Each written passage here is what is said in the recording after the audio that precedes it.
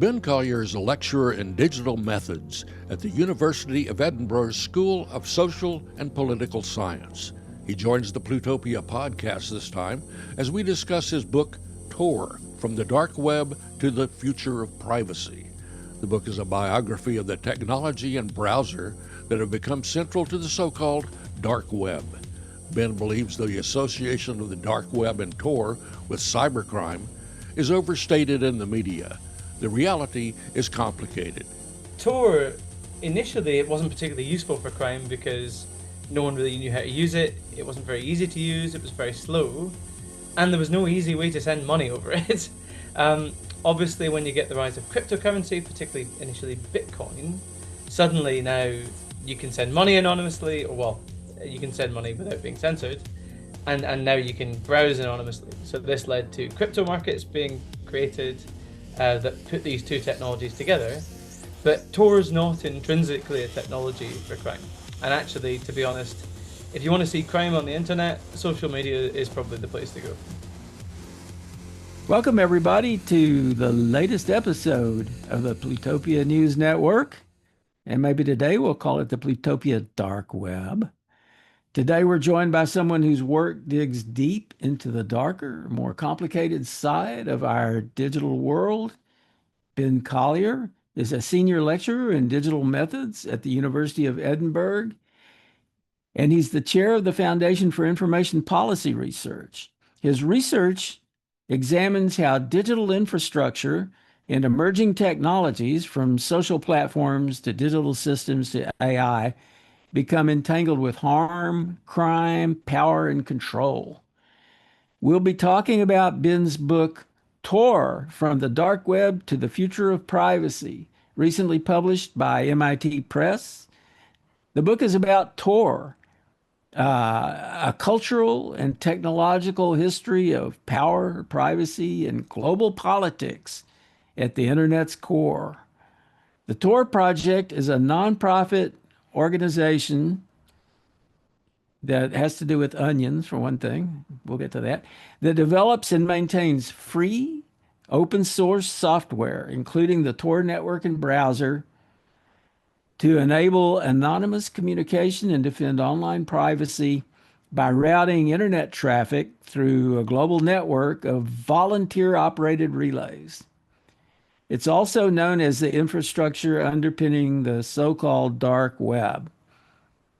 So Ben, welcome to the show. And to start off, I guess my first question is, what first led you to focus your research on the ways technology intersects with harm and control?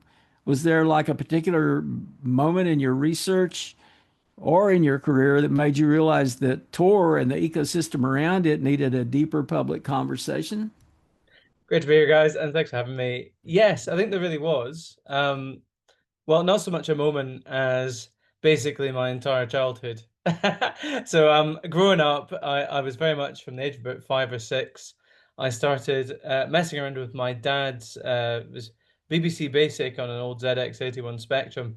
So I started trying to build my own video games from a young age. And then across my sort of childhood and teens, got really into kind of hacker culture, the usual stuff, films, online sites, things like this. I weirdly did a degree in chemistry, so I spent 5 years being a chemist, mixing things in test tubes. But then I decided that wasn't really for me, so I became a criminologist. And throughout the course of studying to be a criminologist, I was really interested in computer hackers, and particularly in technology. There'd been loads and loads of writing about computer hacker culture, but actually very little writing about how people use technology, or where the technologies that hackers, cyber criminals, and the police use, where they actually come from. And so I was really interested in studying Tor for my PhD. I literally sat down in my supervisor's office on day one and said, I really want to study something to do with technology and crime and hacking. And he said, well, you're going to have to choose something to study then. So I went away and I chose Tor. Was that with Ross Anderson? No, so Ross came later. That's another very odd story. I don't mean to derail you. I just wondered who you were talking about. as No, your it's so my supervisors were Rich Jones and James Stewart.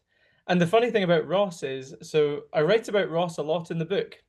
So I spent 4 years of a PhD studying Tor, interviewing everyone I could get my hands on that had ever been associated with the Tor project. And then halfway through that process, I started a job under Ross at Cambridge and Alice Hutchings. And I had no idea that Ross had been involved in Tor and in cryptography and privacy since the mid 90s. He was there throughout the whole thing. Um, and yeah, he was just a guy that I sat next to at lunch for the first year. And then, then he became a much bigger part of the story. Maybe you should say a little bit about the technology and particularly about the onion routing paradigm. Yeah, so this is a thing people often misunderstand about Tor. Is kind of how it works and where it comes from. So Tor's story really starts in the mid 1990s at the Naval Research Lab of the essentially the United States Navy, and they were trying to solve a particular problem with the internet. So as the internet was spreading through commercial and business and everyday people using it around the world, the Navy started getting really interested in it, and they thought, well, can we actually use this for secure communications? Is it possible to have secure communications on the internet?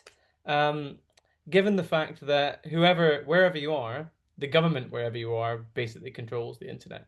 So if you're in China, the Chinese government can see who's speaking to who on the internet. That's bad if you're the US Navy because it means they can see all the communications going back and forth. And so they say, well, the analogy would be, can I send a letter through the postal system without a to and a from address? So the actual postal network can get it where it needs to go, but without knowing where it came from and where it's going to. So obviously a really hard technical problem, seems impossible, right? But these three people, Goldschlag, Syverson, and Reed, at the Naval Research Lab, come up with a clever design. They say, well, what if we have this global network of relays, and we bundle up your internet traffic in 3 layers of encryption, so like an onion. You push this onion into the network, and the first node decrypts the first layer, so it knows where you came from, and when it decrypts that first layer, it knows the next node in the network. So it knows where you came from, but it doesn't know where you're going.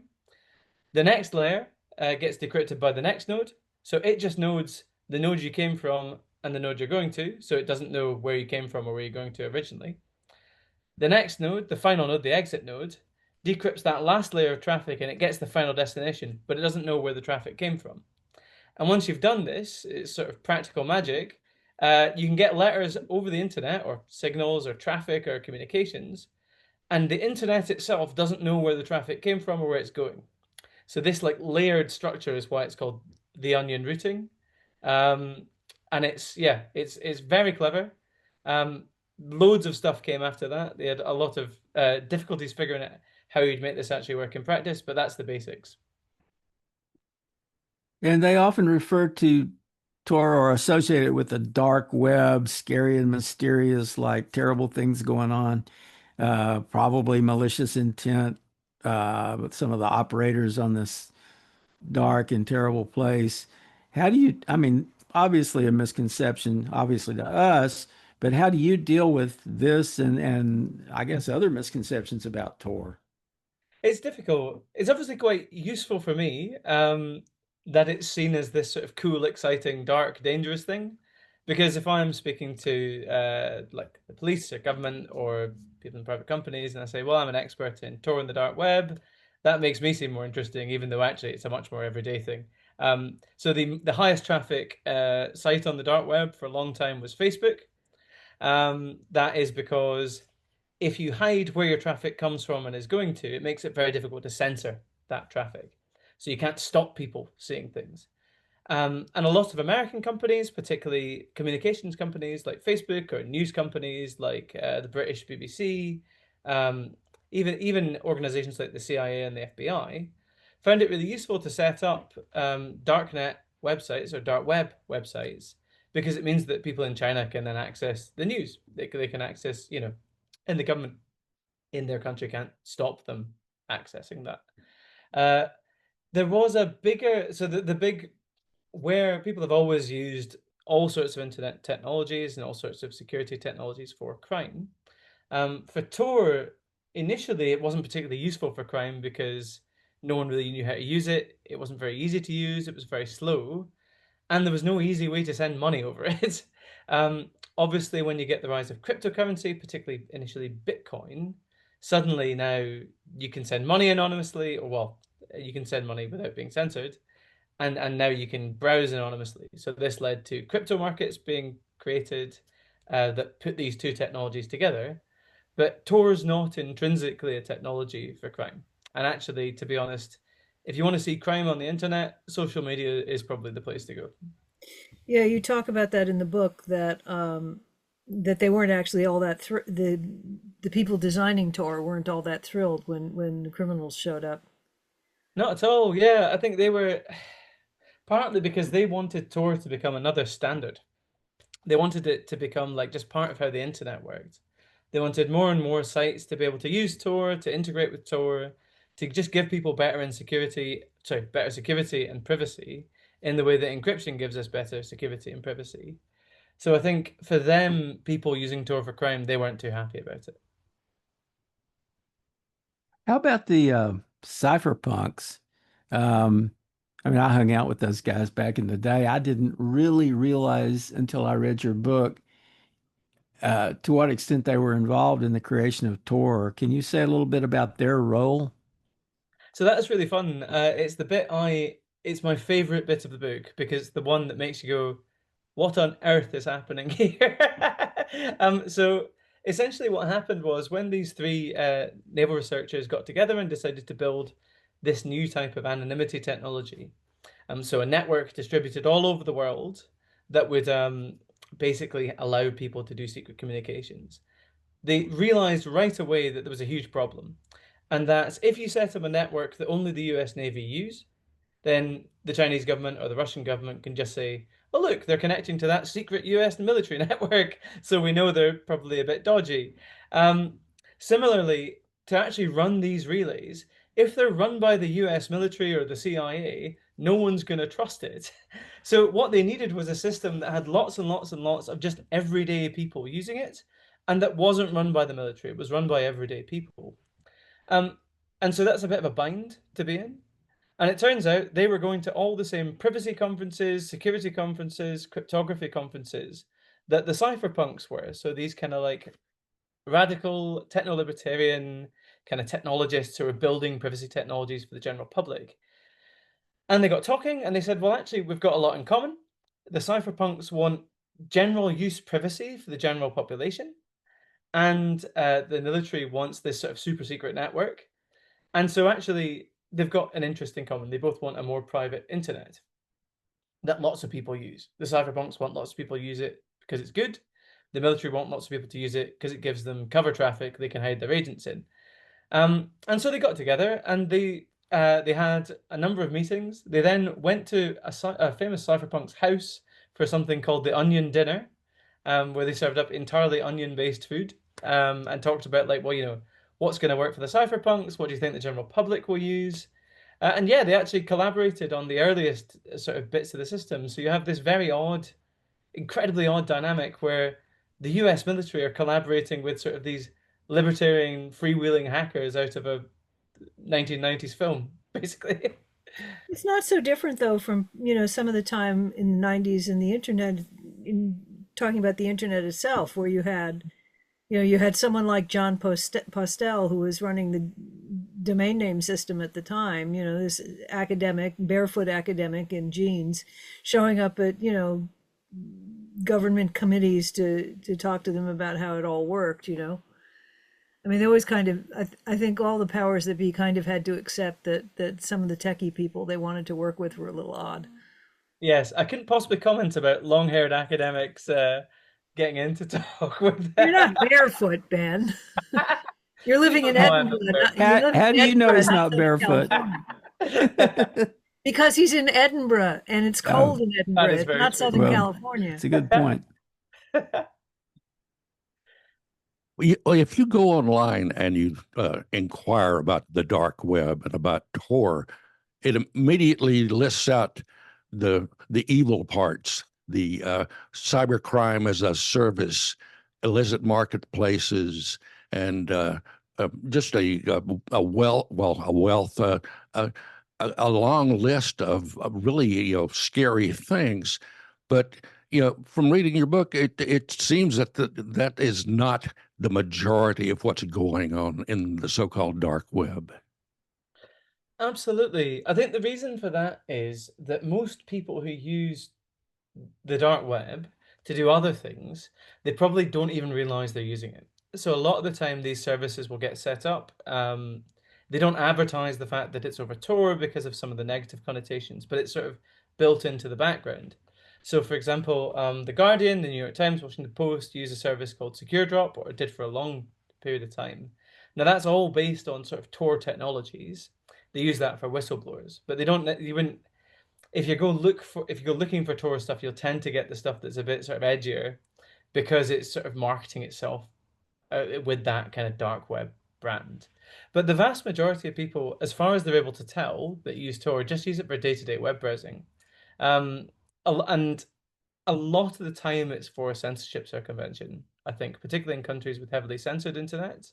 Um, we actually see this in the UK. We saw a huge uptick in the use of Tor when the Online Safety Act came into play over the summer. So people having to sort of upload a photograph of their face to use social media. You start to see a lot more people using Tor because they find out that when they use Tor, they don't have to do that. It routes it through Germany or it routes it through France. And so actually you just get a very different experience of using the internet. As the But change in our administration here in the States, the Trump administration, has that had an impact on Tor and on the dark web? Because they have a different approach to just about everything, and it's not a very friendly approach. yeah, there's been some really complicated effects on Tor, both as an organization and on the user base.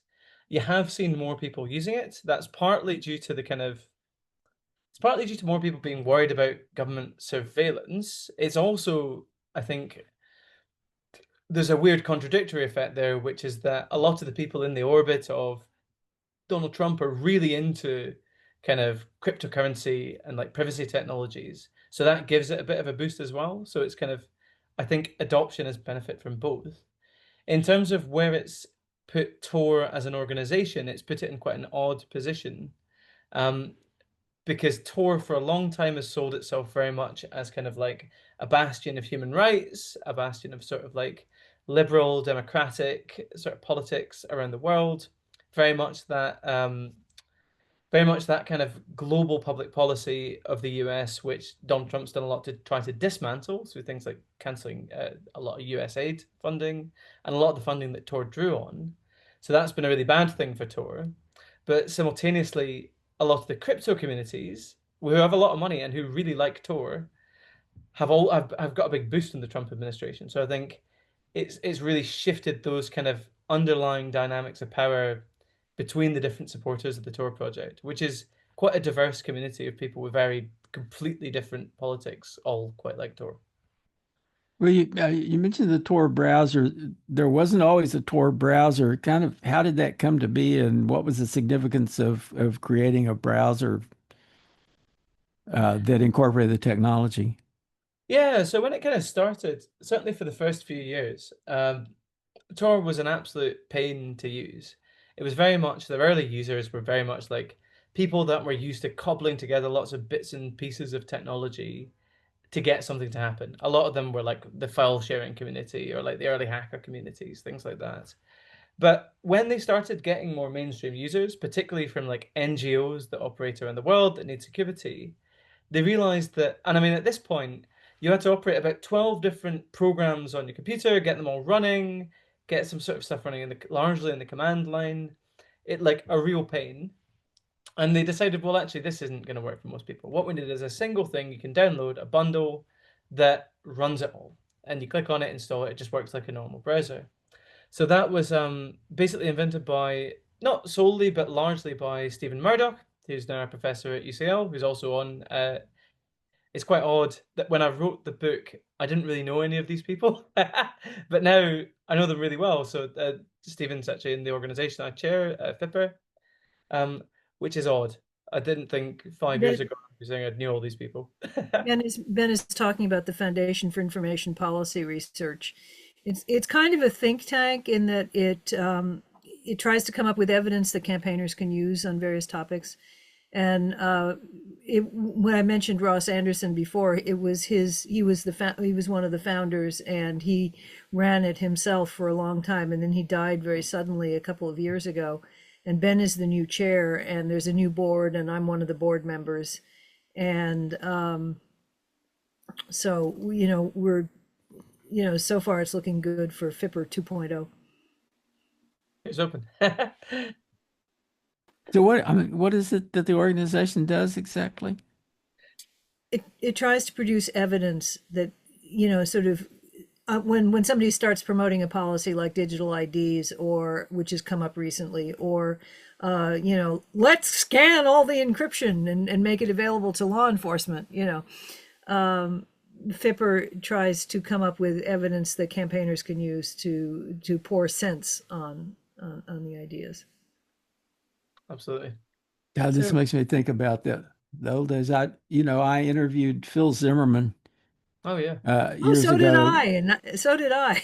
Well, so I had published my interview and I put it online, and I actually had to consult with an attorney, with Mike Godwin, actually, about is that going to be a problem? Because this was when they started investigating Phil Zimmerman, and it looked like he might get thrown in jail or something because somebody had ported PGP outside the United States, and that at the time, I guess, was considered a crime. It was a crime. It was a crime at the time. And I said, well, I should probably take that interview down. And he said, well, then that would be obstruction. So I just left it. Anyway. I interviewed him for The Guardian when the investigation was announced, and he begged me to write it as though I hadn't actually spoke to him, because his lawyers were saying that the Department of Justice would be unhappy, if they thought he was trying to sway public opinion. But actually, in the end, as far as I'm aware, the public opinion was actually part of what ended up helping him. But a lot of people just don't realize that crypto was considered munitions at the time. That's right. When a lot of the stuff we're talking about, people started thinking about, we need crypto. And everybody should have crypto, and the government was deeply opposed to that. Yep. And I remember writing the piece and worrying that I was going to cost him his house. Yeah.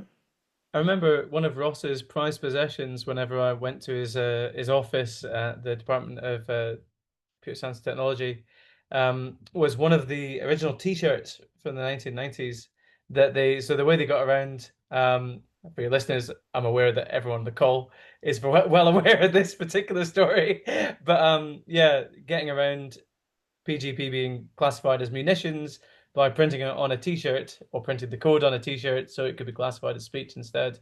But yeah, and Zimmerman also shipped optical OCR readable, machine readable, the code to PGP in machine readable font in books, because books could go anywhere.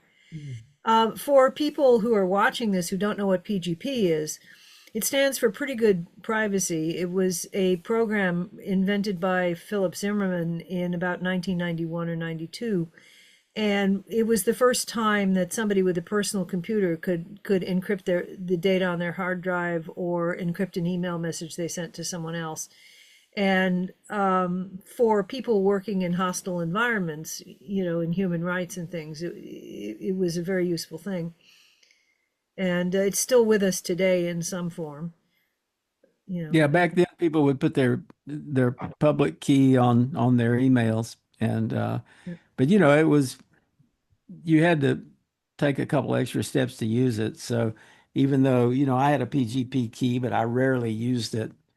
But it was the thought that counted, I think. Yeah, Well, I back still in a have a previous lifetime, I was in medical IT in California, and they were very opposed to any kind of encryption. And first, I had no explanation that made any sense. They were afraid people were going to be stealing internal data and sending them out to their friends or something. But they finally had some medical records exposed to on the internet, and it was identified as our medical records. And suddenly, PGP was the new, save all and end all. And so it just took, encounter with, nefarious data stealers for them to figure out that PGP was good for protecting their data. Well, that was part of how Ross Anderson got involved in this, is that there was a moment when they started talking about electronic health records in this country, which, because National Health Service is a big thing and, is kind of an obvious idea for a nationwide system. And he was very early got involved with, how those records were stored and things, because they weren't talking about encrypting them at all at the time. Anyway, Ben, I think one of the things that I think you write about particularly well is the thing that really, I mean, I still have a PGP key, but nobody likes to use it because there are many ways you can make a mistake that that undoes the security of it. And I think one of the things you write about that really interested me was Tor's approach to usability, that, they didn't let the perfect become the enemy of the good. 100%. And that was the big difference between the military people and some of the techies that came on. So people like Roger Dingledine, Nick Matheson, and some other people as well, between them and the cypherpunks. If you spoke to the cypherpunks, they wanted, because they were techies, they wanted the most secure system you could possibly have that was secure against all possible adversaries. Even if the CIA's top people are on it, they can't stop you. The problem is those systems don't exist. They're completely unusable in real life. And particularly Roger Dingledine, who is the kind of current head of Tor, and it's a long-standing kind of one of the leading people within Tor. He recognized from a lot of things that were going on at the time, particularly in the file sharing movement, looking at other kind of privacy technologies, he saw that, a system that no one uses doesn't give you any privacy at all. So actually, all these complicated, weird things that we can add in, these different design features that might give you some privacy, but make it much harder, slower to use.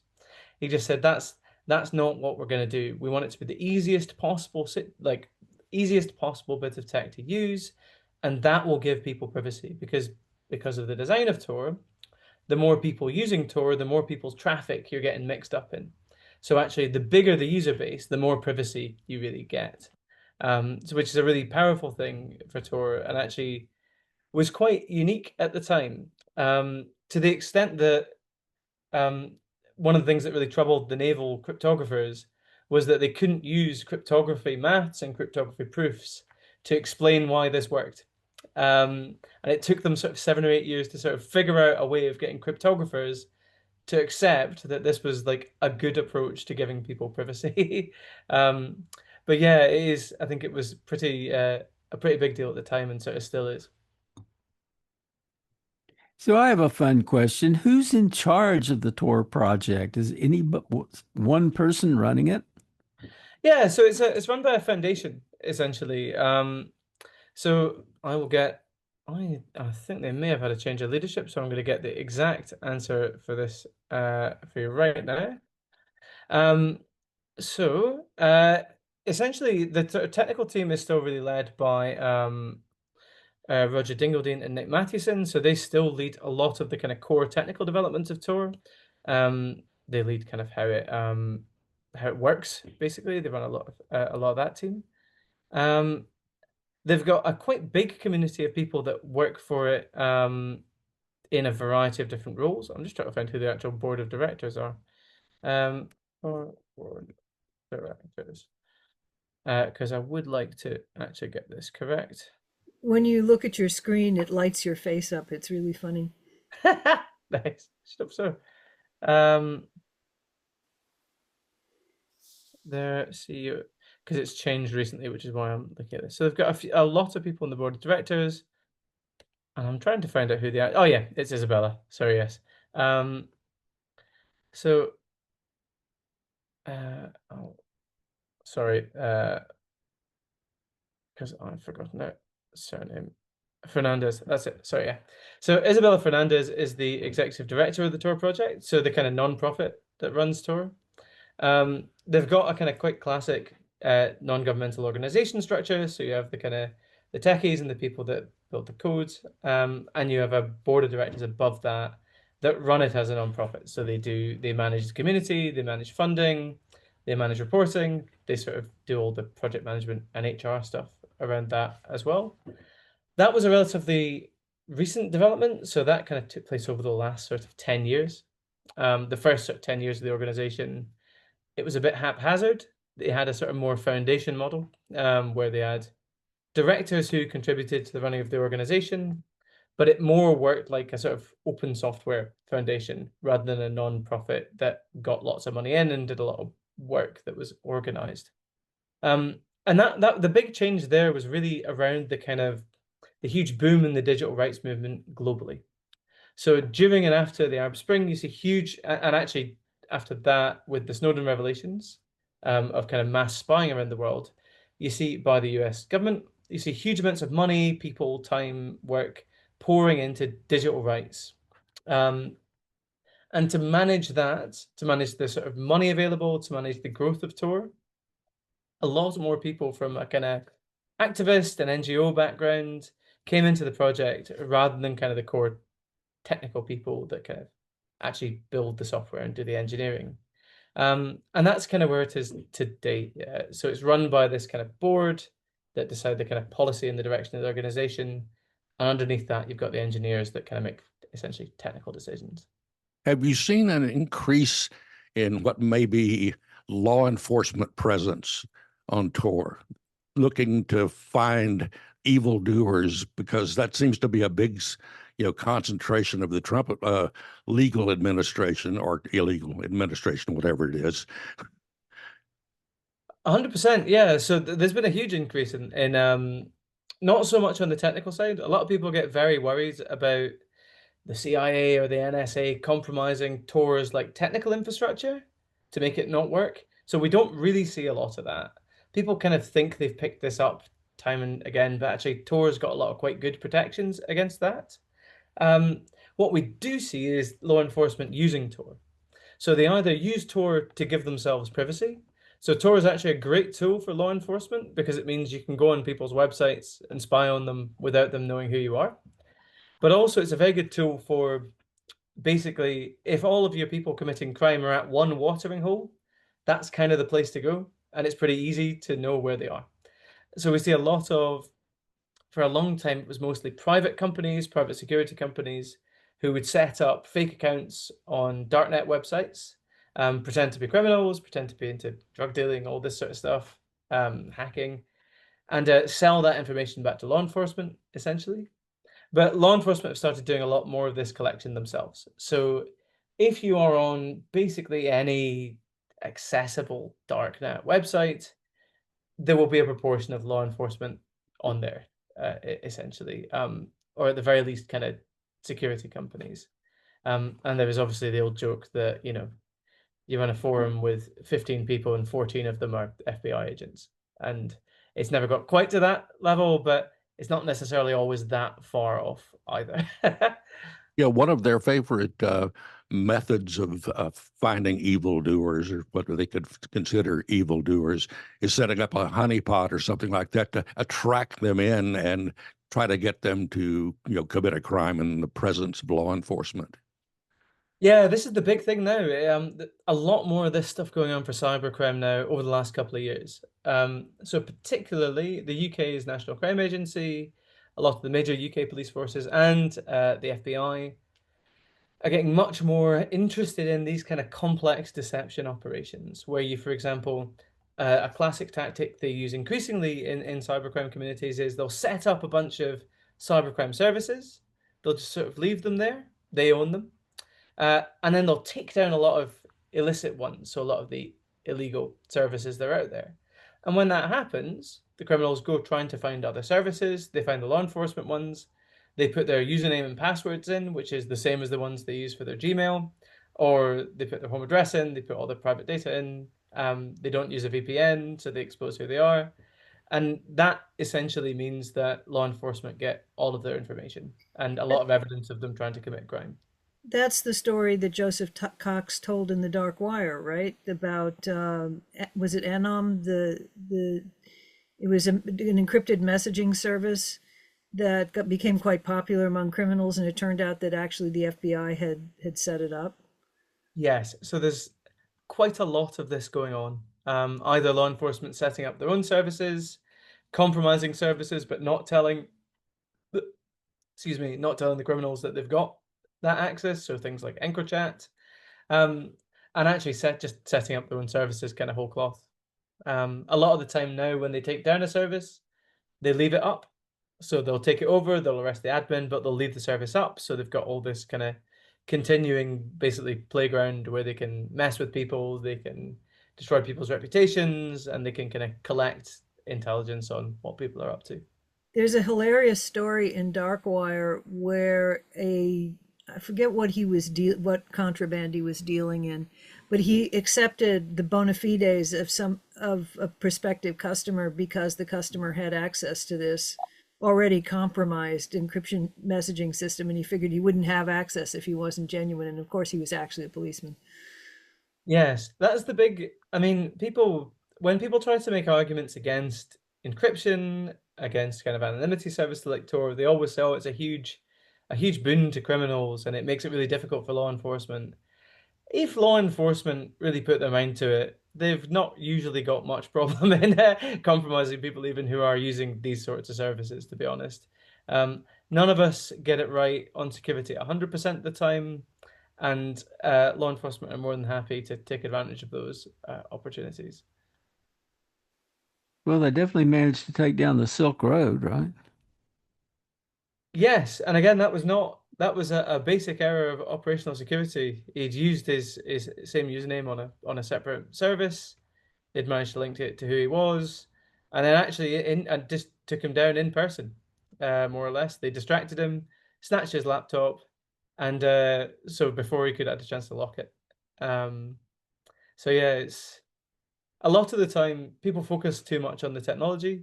Most of the time when people get caught, it's basic, quite human stuff. They make mistakes, they trust the wrong person, that kind of thing. Yeah, you get cocky and you start being more and more careless. Absolutely. And I guess that's what happened with him. Um, I, I just wonder about like how all of this affects the balance of power, I guess. I mean, is Tor really having an impact on the distribution of power, um, at least as it relates to internet communications? I think yes. So it's a really difficult and complex debate around what the effect of technologies like Tor are on power online. But I think that's the most interesting question about Tor because it's really difficult. I think technologies like Tor stop you building up the kind of at least put in blockers to building up that kind of like automated, technical, centralized surveillance and control of people, which I think, having worked as a civil servant myself, having spent a lot of time with police and security services, interviewing them, that the view of the world you get from that seat is quite worrying. It's quite paranoid. You just see problems everywhere and you think, well, it's my job to kind of stop all this bad stuff happening. And when you see problems that seem to come from technology, you think there must be a technological solution. These engineers have caused all these problems. Can't we get the engineers to design us a solution? The problem is those solutions don't work very well and they create a really horrible world to live in, and not a world I think many people would like to live in, of sort of automated judgment, automated surveillance, this kind of risk profiling based on everything you're doing. And I think technologies like Tor, particularly just now, when we're living currently through a massive potential technological change, through sort of the rise of generative AI and chatbots as being the increasingly how a lot of people get, a lot of people, not everyone, but how a lot of people get information about the world, how a lot of people experience the digital world. That's incredibly centralized.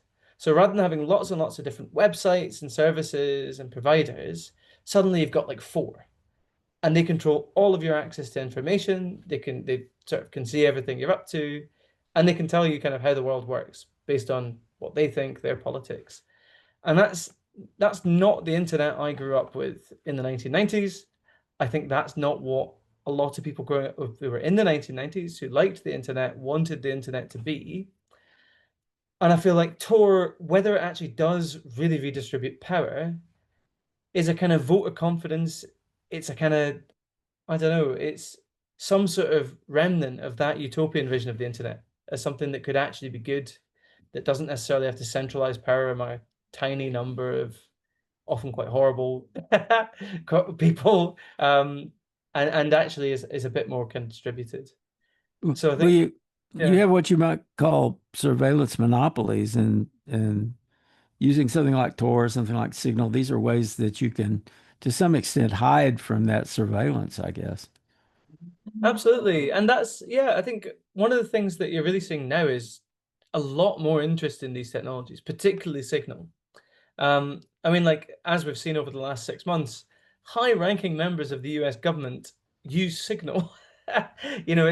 It's a popular technology that clearly people want to use. And I think as we enter, particularly the way that geopolitically the world is changing just now, I think that balance of the security that privacy technologies give you is increasingly valuable to people. Particularly, I mean, if you're a private company wanting to operate in the UK just now, do you trust the UK government? Like, would you trust my government not to spy on you, to try and steal the technologies you're developing, to give them to a British company? Not necessarily. And so there's a lot of different groups, I think, who are increasingly valuing the protections that privacy technologies give us. There are many ways that people can protect their private security and privacy, but a lot of them are too complicated for many others. A lot of common folk just don't have either the time or the knowledge to go out and use any of these things, like Tor or Signal or any of these things. So how can people overcome this problem of getting access to this kind of useful technology? I totally agree. This is a huge problem, and I think it's a problem with. It's very interesting. I was at an event last week with some sort of techie lawyers, and they said, "Oh yeah, we all love the open source movement," but one of them had been speaking to an open source person who said, "Yeah, you should feel like you're living in a house when you're using open source technologies. You should feel like you're living in a house that's constantly under construction." No one wants that. No one. I've lived on a house that's under construction. It's not much fun. We want things to work, want them to work easily. Some of us do obviously love technology, love messing around with it. That's not the average person. And, I love the open source movement, but when I speak to people, when I try to collaborate with them, I don't use LaTeX. I use, Google Docs. And so that, I think it really is on the engineers there to build these components of privacy technologies into technologies that the general public use. A really good example of this, and kind of props, I never give props to Meta, but props to Meta on this one. I mean, they're not the originally people who did this, but like WhatsApp is a genuinely secure end-to-end encrypted messenger that incorporates a lot of technologies that were developed for Signal. Similarly, a lot of the technologies in Firefox that prevent fingerprinting were originally developed for Tor. And I think that it's this kind of multi-use model where you have very, very secure tech like Tor and Signal, develop open technologies that can then be incorporated into tech the general public use. That really does help them. The general public shouldn't need to know it's using a secure technology. It should just be built into the background. And the many failures of attempts to market privacy technologies in the 1990s that failed are evidence of that. And it's absolutely right that the more people use privacy technology, the more private we all are. I mean, everybody's privacy took a hit when everybody else you knew started using Gmail. Mm. Because even if you didn't use it, all your email ended up there because everybody else was using it. Absolutely. And another example of that is the random influencers taking videos of people in public, which I don't like at all. I don't want to be in the background of someone else's sort of influencer video very much.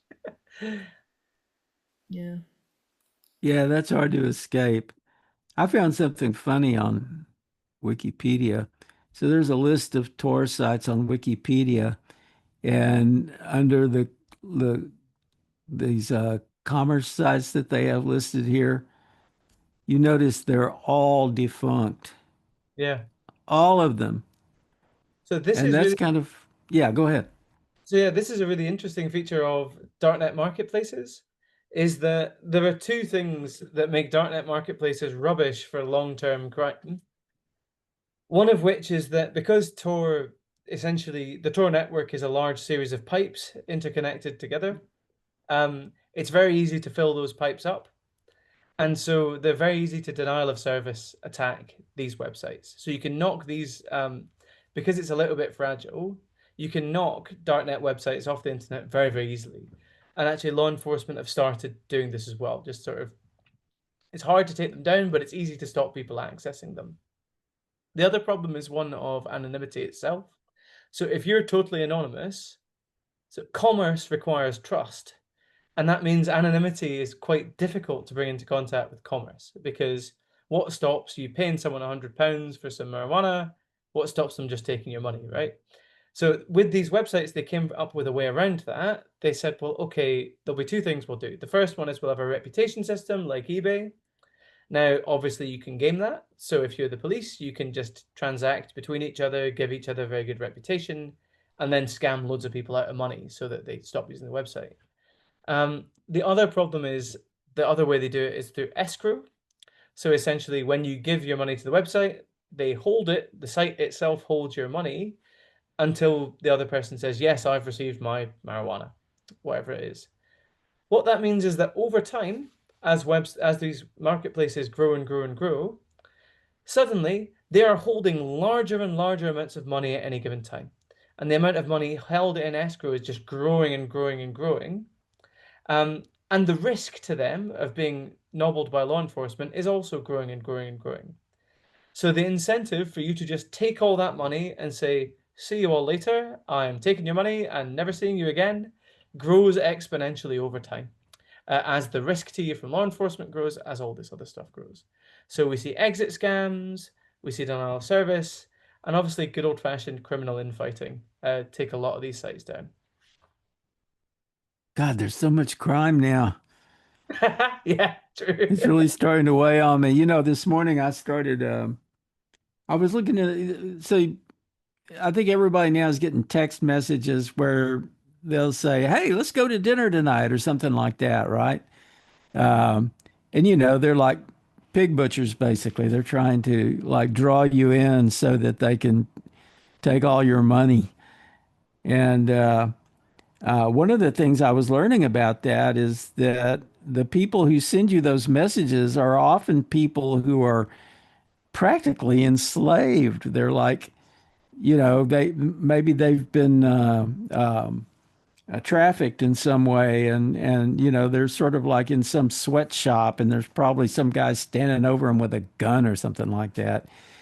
And it's like there's huge numbers of these people, and you think, how could anybody possibly fall for that? But enough people are falling for it that they are actually, getting a return on their investment. And I guess kind of where this is relevant to Tor is, to what extent do you think people are using Tor to mask or to remain under the radar and if not unfindable, at least very difficult to find when they're operating these kinds of criminals like operations? That's really interesting. There's kind of two things there. The first one is that on the actual, do these people use Tor? Almost none of them do. That's the really weird thing. When you look at cybercrime as a service people, they're almost always just using sort of dodgy VPNs rather than like anything actually good. Um, they're usually not that smart, they're not that technical, and they're actually kind of don't really know anything about the thing they're doing. Um, and that's because of a really odd change. So we studied this. We did a paper I'm really proud of called "Cybercrime is Often Boring," which was about this big shift in cybercrime from the 1990s to now. So in the 1990s, it was very much like kind of pre-industrial revolution cybercrime. So you had these individual craftspeople that would become incredibly skilled at every aspect of kind of the hack. They develop their own technologies and tools. They do everything from start to finish themselves, and they produce a kind of bespoke criminal product at the end. And just like in the Industrial Revolution, that changed. They realized that they could actually just package this all up and get a bunch of low-paid workers to run it for them at a much larger scale. And so that's the birth, exactly as you say, of cybercrime as a service. So it's very much the sort of industrial revolution in cybercrime. Suddenly, if you've got these attack scripts, you've got these like bits of infrastructure, you don't need to have a clue how they work. You just need a couple of basic user manuals. You give them to a bunch of people to run them for you, and you just sit back and watch the money come in. And that means that now, when you look at these criminal enterprises, most of the people involved don't really know anything about technology. They're sort of able to get it to work just about, but it's much the same as the difference between someone that's able to build, a beautifully tailored shirt entirely from scratch as a handicraft person to someone that's sort of, sewing one tiny bit of a shirt and then passing it on to the next person. So it's that kind of industrialization of cybercrime that means a lot of them don't really know anything about technology and aren't very good at kind of securing themselves. Well, So yes, back in the early days of maybe I would call it medieval internet, when we were getting started and doing all sorts of interesting things, the companies, like Apple and Microsoft, they were, questionable sometimes, but they were pretty open about letting people do stuff with their computers. Now Apple is starting to enforce their beliefs, I guess, on the App Store, deleting things like the Spot Ice application that they recently deleted just because the government thought it was a bad idea. Is absolutely. there any hope for these big companies to not be so helpful to people that don't need that kind of help? It's very difficult. I totally agree. We're going through another era of really clamping down on tech. It's a pity. I go through phases myself. Sometimes I love being able to open up the tech I use, play around with it, get it to work differently. Other times I just think, God, I just want this thing to work. And the problem is just now, people talk about the younger generation being digital natives. The students I teach know nothing about technology. They know far less. They don't know what a file system is. They don't know how the things they use work. And that's explicitly because they've been designed to hide all that from the people that use them. And we're going through another layer of that now, particularly with this sort of chatbot revolution, where increasingly people will barely be aware they're using a computer, or how it works at all, how that answer that comes back has been generated in the slightest. I've said And I this for think, years that yeah, the digital natives are the people who built the damn thing. totally agree. Yes. So I It is the think, most maddening bit of mythology that has, some guy made a lot of money writing a book about digital natives, and you cannot get it out of people's heads. And yet, and everybody talks about, oh, the younger generation is so much, but often they're not. I mean, the younger kids are a huge demographic, just like seniors are. I mean, one of my friends is 82. She thinks she's not very good at a phone until she started talking with one of her friends and started giving her tech support. well, yes. I mean, I mean, it really annoys me when people say, particularly, I always get people in our informatics department saying, oh, simplify it. Pretend you're talking to your your grand. mother. And you're like, my grand was, I know a lot of people of that age who are like coders in Bletchley Park, or, like we're building the early internet, like women in their like 70s and 80s now. who do you think was doing it? Years ago, Andy Hopper, who was a big research scientist guy in Cambridge for a while, in the space of about 15 minutes, he said something about your grandmother, equating her with the clueless user. And I got so mad that I went home and I wrote a NetWars column entitled "Your Grandmother is Smarter Than You Think." Quite right. That's good. And I illustrated it with a picture of Granny Clampett from the Beverly Hillbillies with a rifle pointing at the reader. Oh, that's crazy. I should ask the question. Somebody actually gave me a question to ask you. I said, I'm going to be talking to somebody about Tor. And they sent me a question. They wanted to know if you have any particular suggestions based on your research for people who are hosting exit relays. Oh yeah, I do. So there's a bit of complexity here. This has changed a little bit. So what we used to have said. So when the network was really big and it was like really diversified, so it was lots of medium-sized and small-sized nodes that ran a lot of traffic. I would say don't host an exit node. So an exit node is the last stage in the connection to the website. So if you run an exit node, it looks like your computer is trying to access every website that everyone on the Tor network is trying to access. So if the police go to your internet service provider and say, what's Ben Collier looking at? If I run an exit node, it's like, illegal stuff, basically, a lot of the time, random bits of browsing, but generally the stuff people don't want you to see that you're looking at. So it can make you look like a sort of mastermind, super criminal serial killer, which is not what anyone really wants. So what we would usually say, I say we, but I don't work with the Tor project, but what the Tor project would usually say is, if you run an exit node, get yourself listed as an internet service provider, intermediary, basically. Set up a kind of charitable structure, something like that, a small scale nonprofit to just say, look, I run this as an ISP, so you don't need to knock my door down. And that does make the difference between the police kicking down your door or writing you a letter to say one of your customers is doing something bad. So that makes a big difference. I would say now, so that was what I would have said up until about 5 years ago. Now the Tor network's changed a bit. It's kind of professionalized. So it's still great to run a Tor node if you want to volunteer, you want to kind of contribute to the network.